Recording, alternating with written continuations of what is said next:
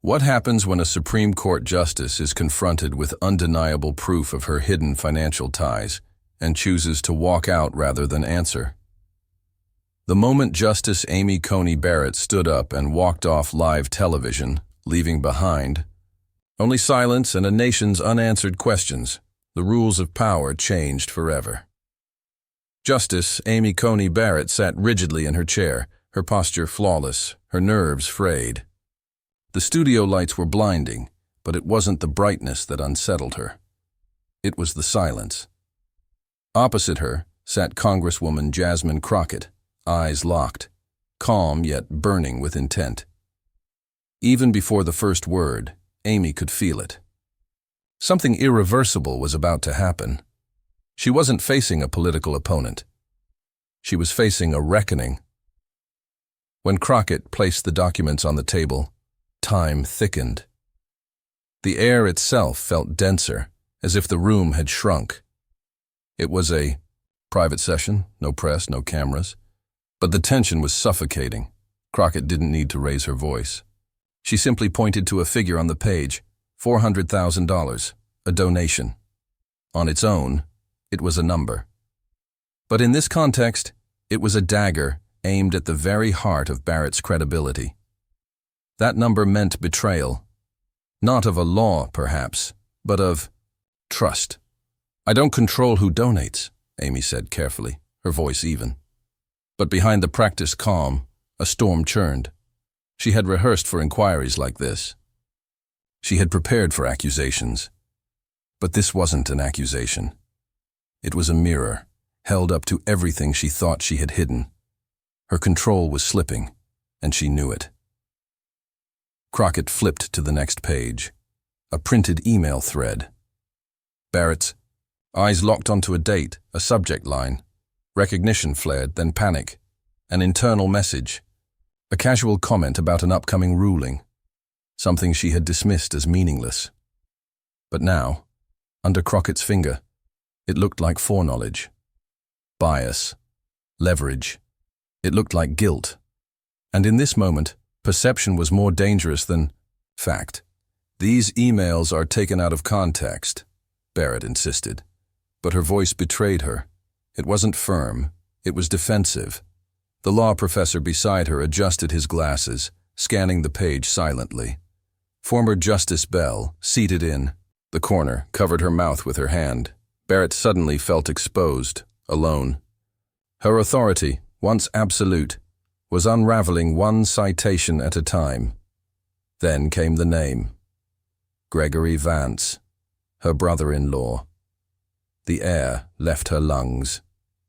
That name wasn't supposed to surface, not here, not now.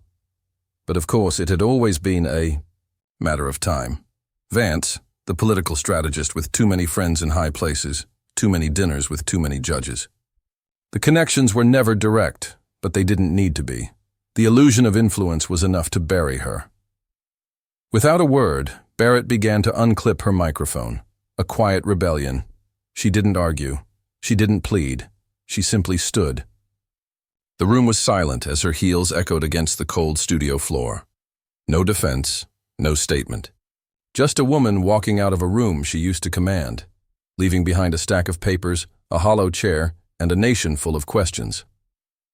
By the time the sun rose over Washington, D.C., the story had already mutated into something uncontainable. The footage from the studio, Justice Barrett's silent exit, her unreadable face, the quiet click of her heels, had leaked. At first, it appeared only on obscure political forums and Reddit threads, but within hours, it was everywhere. CNN, Fox News, Twitter, TikTok, each platform added its own music, its own filter, its own narrative, but none could answer the same haunting question. Why did she walk away? In her home, shielded by tall hedges and federal-grade security, Barrett watched it unfold with a numb detachment. Her phone buzzed relentlessly, messages from colleagues, aides, old friends from Notre Dame. Some were cautious, others outright panicked. But the worst were the ones that said nothing at all. Her allies, once loud and unwavering, had gone quiet. Silence, she realized, was not neutrality. It was abandonment. Meanwhile, Crockett didn't speak. She issued no press statement, refused all interview requests, and walked through the Capitol halls as if nothing extraordinary had occurred. But inside her office, her staff was drowning. Emails flooded in, whistleblowers, former clerks, staffers, from advocacy groups, people with files, people with names. Crockett had lit a fuse, and now the fire was crawling through every dark corner of the judiciary. "They've been waiting," she whispered to her chief of staff. All they needed was one breach in the wall. Public opinion fractured like glass under pressure. Some declared Barrett a martyr of political persecution, others a symbol of systemic rot. Protesters appeared outside the Supreme Court building, some holding signs that read, "No one above the law," others chanting, "Defend our justices." Even law students staged walkouts, their textbooks filled with Barrett's opinions now marked in red ink like crimes. But the deepest cracks didn't appear in the institutions. They emerged in kitchens and classrooms, in family group chats, and after-church conversations. People who had never questioned the court before were suddenly awake. A high school civics teacher in Des Moines asked her students, "Can a judge be impartial if their donors aren't?" A retired Navy veteran in Ohio wrote a letter to his congressman for the first time in 20 years. Something had shifted. Not broken, perhaps, but bent far enough to feel permanent. In Barrett's own household, the tension was thicker than the morning fog. Her husband, Daniel, avoided eye contact. Her eldest daughter refused to go to school. And Barrett, once the unshakable pillar of moral clarity, found herself questioning not just the system, but herself. Had she gone too far? Or had the system pulled her in so subtly, so cleverly, that by the time she noticed the compromise, it was already a part of her? What happens when the symbol of justice becomes its greatest controversy? And more terrifying, what if she always was? It came on a Thursday. A knock at the door, not her home, not her office, but the private entrance to her chambers. Barrett opened it herself, half expecting a staffer, or maybe one of the few remaining allies with something resembling comfort. Instead, it was Judge Eleanor Bell, the same retired jurist who had sat beside her on the broadcast, the one who had raised a trembling hand to her lips when the name Gregory Vance was spoken aloud. Barrett didn't say a word, just stepped aside to let her in. The two women sat in silence for minutes that felt like hours, the weight of decades of service pressing against them both. Finally, Bell spoke.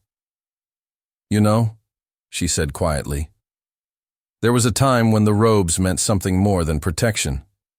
They were supposed to bind us to truth, but lately, it feels like they're just shields." Her eyes, clouded but clear in purpose, held Barrett's gaze. "You have one chance left to choose what side of history you want to stand on." Barrett didn't respond, not with words. But her hands trembled slightly as she pulled open a locked drawer and took out a folder. Inside, documents no one had seen. Communications, internal memos, financial transfers that connected more than just her. It wasn't just Barrett who had threads in this web. It was several sitting justices, lawmakers, think tanks, and media heads. Bell's face went pale as she flipped through the pages. "If this is true," she murmured, "we're not just looking at a scandal. We're looking at collapse." That night, Barrett stood alone in her kitchen. Her children were asleep. Daniel, distant and unreadable, hadn't spoken to her in hours. She poured herself a glass of wine and stared out the window. In her head, voices collided. Her law professors, her clerks, Crockett's voice in the studio, her own conscience, long dormant, but now screaming. Was it better to preserve the illusion of stability, or to drag the whole rotten framework into the light? At 2:47 a.m., she made the call. Not to her lawyer, not to the Chief Justice, but to a young journalist she once mentored, now running a little-known podcast on legal corruption. "Meet me at 8 a.m., she said.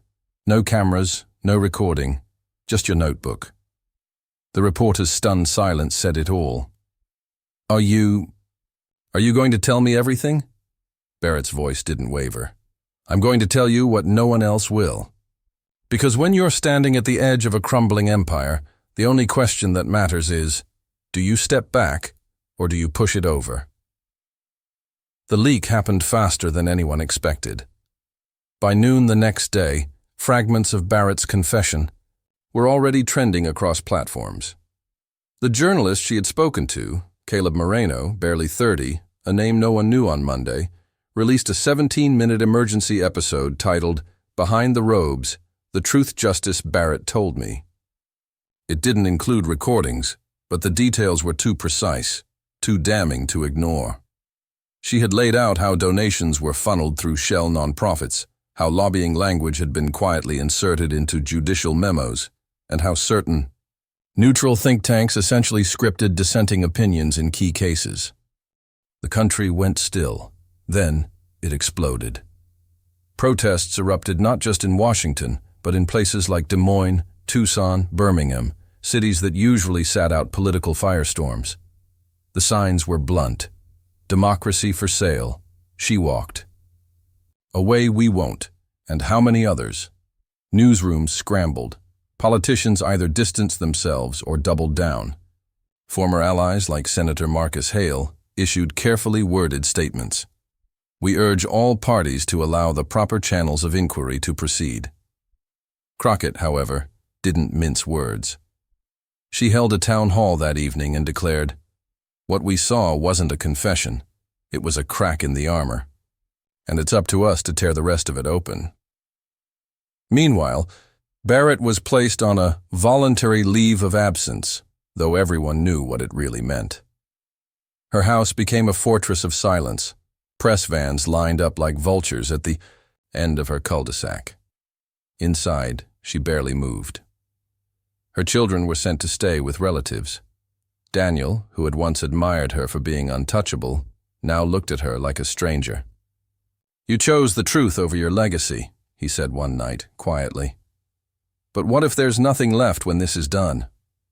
She didn't answer, because she didn't know. The scariest part wasn't the hatred. It was the hope. People started believing again that something might actually change. And that terrified those still in power. The Chief Justice convened a closed-door emergency session. Whispered threats of impeachment floated in the air. Networks began asking other justices for comment. And Barrett, she kept silent. Because, for the first time in her life, silence was no longer complicity. It was strategy. Because the system didn't just want her punished, it wanted her forgotten. And she was about to decide whether to let that happen, or fight. The days blurred. No more hearings, no more robes, no more illusion. Amy sat by the window each morning, watching the mail pile up at the gate. Handwritten letters, some hateful, some heartbreakingly hopeful. One envelope was from a 14-year-old girl in Kansas. It read, "I thought you were perfect. Now I think you're real. I don't know which is better." That letter stayed on her nightstand, unread for days, until finally, at 3:17 a.m. on a sleepless Thursday, she opened it and wept. Inside the courthouse, a different reckoning brewed. Whispers turned into rumors, and rumors into depositions. Judges who had once laughed off oversight requests were now shredding old memos and pretending they hadn't sat in the same smoky rooms as donors in disguise. Crockett, meanwhile, was no longer just a congresswoman. She was a movement. Whistleblowers flocked to her, not for fame, but for protection. "If she can expose one, she can protect us all," said one anonymous clerk in a leaked interview. Her office walls were now plastered with names, arrows, timelines. What once looked like a conspiracy theory now looked like evidence. Barrett began recording a journal. Not for the public, not yet. Just thoughts, reflections. Shame, yes, but also defiance. "I let the robe shield me," she wrote in one entry. "I called it neutrality. It was fear. Fear of being cast out by the very system I claim to uphold. And with every page her fear transformed, not into pride, but into resolve. She no longer wanted to be remembered as the justice who walked away. She wanted to be remembered as the one who turned around. The world outside mirrored her conflict. School debates erupted over judicial power. Families argued over breakfast about term limits and transparency. Late-night hosts no longer joked. They asked questions. The country had stopped pretending that democracy just worked by itself. And Barrett knew. That was the real shift. Not her confession, not Crockett's fire, but the mirror that had been held up to a nation and the refusal to look away. Change wasn't guaranteed, but now it was demanded. It started with a single headline: Barrett to speak, live. No details, no venue, no leaks. Just a time, 8 p.m., and as the hour approached, the country held its breath. Networks scrambled, legal circles buzzed, and Crockett's office went silent. Even she didn't know what was coming. All they had was the signal and the stakes. The camera went live to a small auditorium. No flags, no podium, just a stool and a woman in a dark gray dress who looked older than the last time the nation saw her. Amy Coney Barrett took a long breath, and then she did what no one expected. She apologized. Not for specific rulings, not in legalese, but in plain, painful language.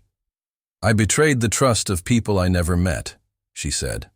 "I let silence serve as permission, and now I am here to break it." Her words weren't elegant. They were raw, unscripted, heavy with pauses, but they landed like thunder. She named names, not accusations, but connections. She described how the judicial network had become infected with quiet influence, how even the most minor favors built chains. She offered her resignation, not to escape, but to expose. "If you want a clean court," she said, "you must first admit how dirty it's become." Jasmine Crockett watched from a chair in her office, her face unreadable. When reporters called for comment, she gave none. Not because she had nothing to say, but because she was calculating what came next. Barrett's confession was a bombshell, but Crockett knew better than to celebrate. Institutions don't die from one scandal. They adapt, they mutate, they survive. The real question wasn't whether Barrett fell. It was whether the machine, she served would too. And yet, the moment mattered. Because for the first time in a long time, the public saw accountability not as a threat, but as a possibility. Schools stopped treating government like something distant. Town halls filled. Again, a new ethics reform bill gained bipartisan traction.